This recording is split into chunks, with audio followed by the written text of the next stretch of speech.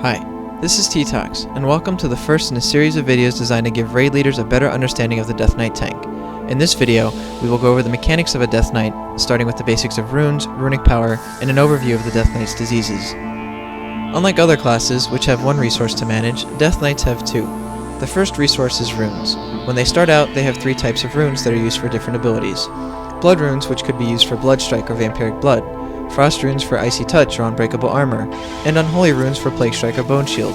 When they are used, runes have a 10-second cooldown before they can be used again. Some of the harder hitting abilities, such as Death Strike, Obliterate, and Scourge Strike, use a Frost and an Unholy rune. Two abilities, Death and Decay and Army of the Dead, use 3 runes, one of each type. Notice these pink runes that just appeared. These are Death runes. They are created whenever you perform certain abilities depending on the talent spec of the Death Knight. These are important as they allow for more flexibility. If a bunch of ads are accidentally pulled, for example, it allows the Death Knight to pick them up easier. Or, on a Tank and Spank encounter, it allows the Death Knight to use a harder hitting ability such as Obliterate, instead of 2 lighter hitting Blood Strikes.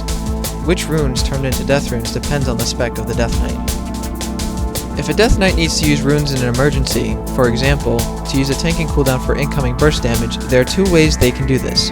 The first is Blood Tap. Blood Tap is an ability that uses a small portion of the Death Knight's health, or no health if it's glyphed, to convert a blood rune into a death rune. The 1-minute cooldown makes it convenient to use with any of their tanking cooldowns. The other method is Empower Rune Weapon, which resets the cooldown on all runes and grants 25 runic power. Due to its cooldown, however, it should only be used as a last resort. The second power that Death Knights need to manage is Runic Power, shown with the blue bar right below the health bar. Runic Power is generated whenever the Death Knight performs an ability that uses runes. How much runic power you gain is affected by how many runes the ability uses and certain talents that grant additional runic power on specific abilities. Runic power is used for abilities like Icebound Fortitude and Death Coil, and is often used to fill the gaps between rune cooldowns. Diseases are an important mechanic of the Death Knight. While some of them provide some damage over time effects, they provide utility as they increase the effectiveness of several Death Knight abilities. There are 2 diseases that are available to every spec, and a third that is only available when you're spec deep into the Unholy tree.